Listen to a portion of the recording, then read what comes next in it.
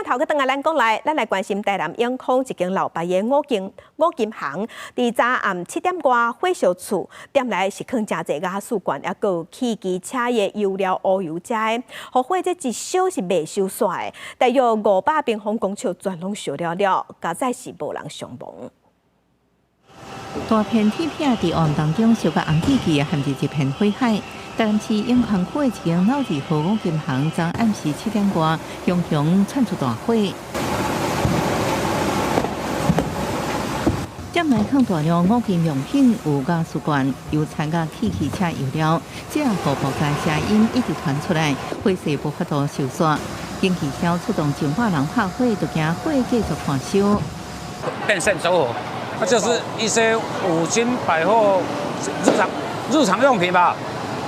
嘛有瓦斯罐嘛，小瓦斯罐，还有油漆类也有，就是喷漆类啊。多数消防人员同时布置一条水线，搁加派消防机器人走3工，啊，不过铁片拢全部烧起来，差不多500平方公尺，拢烧了了。现场放假拍火，只希望火势唔通搁拖到边啊，真危险的饮料店甲其他店头。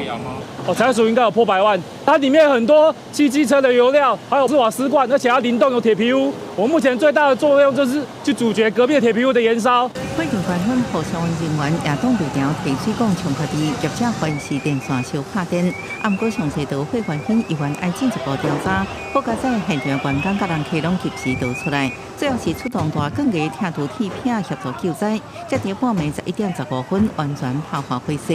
记者综合报道。